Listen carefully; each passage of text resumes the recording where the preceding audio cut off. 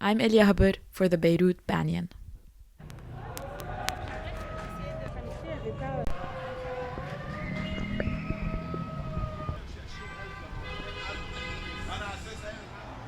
There are a few sounds that you only hear at night here in Beirut, and these would be people chanting to go to close the ring.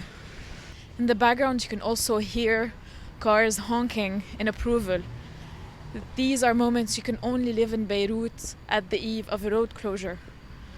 There are other sounds that you can hear during the day too, when many people are there, and these would be people pounding at the walls of the old theater, venting their anger out. That was the background for today's interview. I hope you'll enjoy that. Okay, my name is Amer. I'm 42. I'm an architect.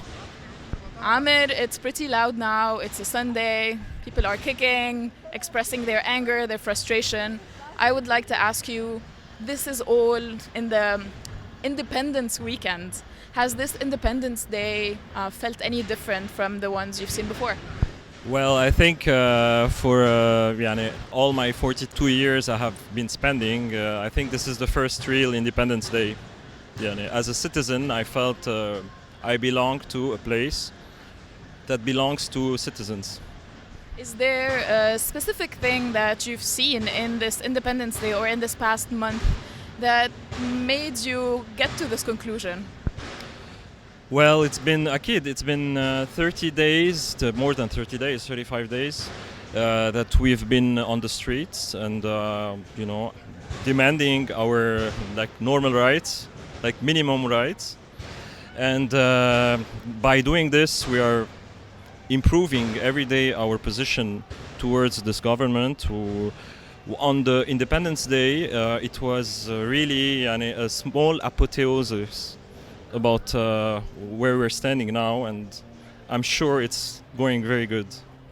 The reason I'm asking you this is because it's not the first time people go on the street with demands, right? Why is this specific going down on the street with demands made you feel that you belonged? The demands are not so much, we demand little things like electricity, water, fresh air, stuff like that, and to get a better opportunities for works, and these things. It makes you go down the street. I don't know how it began exactly, but what I know is that everyone just felt it in the same time, I suppose, and I cannot say I'm on the lowest part of the society, as مرتاحين, but yeah,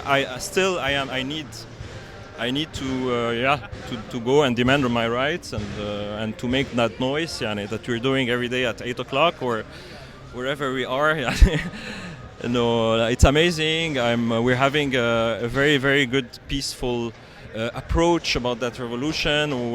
There are, I think, inputs from everywhere around the world. They are taking Croatian or Ukrainian or other style of revolutions that are putting in, and I just hope everything is gonna go to a very democratic thinking and civil and laïque state. What have you learned in the past month, whether yourself on how to resist or maybe show protest, or maybe about your fellow countrymen or about the country in general? What I've learned is that I believe, as a Lebanese who has a lot of principles towards what my parents gave me through my living with them, my education, I'm against corruption. I'm against a lot of negative things that might harm our rights. And what I have been doing for the past month is I'm not practicing my job conveniently. So what I'm doing is I'm drawing, and I feel I'm super inspired these days.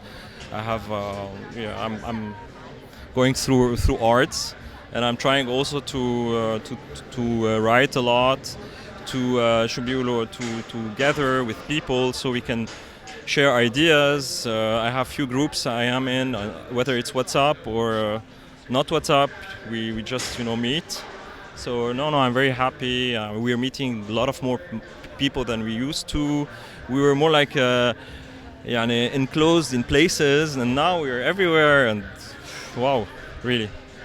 I'm glad you mentioned the fact that your routine is not really what it used to be. A lot of people I'm meeting are complaining, not necessarily in a complaint way, but is this a new normal way? How are you dealing with acclimating to what's going on, given that you have your own routine before? How are you dealing with those changes?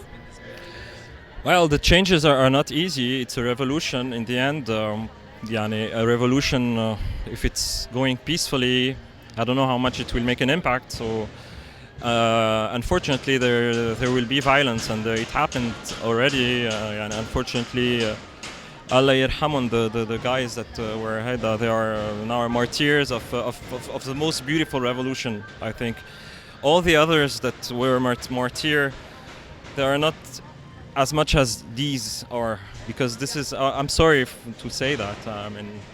I don't mean anything towards these, but maybe it wasn't the same situation. Now it's strong, it's pure, it's you everything is mafduh. I don't know how to say mafduh. You can see everything now through TV. TV doesn't show everything because they are a little bit politicized, but you have the rest through cameras. You have cameras everywhere now with all the applications. So it's amazing. So they cannot hide anymore. Everything they have done, it's all showing now, and it cannot stay like that. I mean, they are all they should be all condemned for all the mess that they have made to this country. And I say they are criminals because maybe they didn't kill, but by making the population poorer, and they cannot go to hospitals, so they die from diseases, from their poverty, which means it's an indirect way to kill people, and they are killing us. You brought up the idea that things are exposed now, that people are seeing. I was wondering, how are you handling conversations with maybe family members or friends who are still apprehensive about what's going on? They're not, I'm not going to say not convinced, but they're still fearful and not necessarily approving of what's going on. How are you handling those conversations? Well, I like to confront people. Of course, I try to be diplomatic as much as I can, but I know that being neutral, for example, it's a crime. So you have to take a position, and if they are against it, then they are with the others, and since they are not with the others, they are with us. They come back to us. So this is how I convince them they have to be on somewhere. And what do we have to lose? What we have been living before this revolution, it's only it was the end of the whole. We were down. So now everyone who's saying that the revolution is creating this crisis that we're now living, it's not true. It was way before, and now it emerged. We are seeing it right now, and we are seeing the truth. So it's better to see the truth than not. I mean, otherwise it would have been worse. And anyway, كنا مدعوسين على راسنا يعني وهلا طلعنا طلعني. My last question to you. In a couple of years, when people are looking back at this moment in our history, what do you think they're going to remember, or what would you want them to remember? Well, what I want them to remember that it is a peaceful revolution. It's an artistic revolution. It's a human revolution.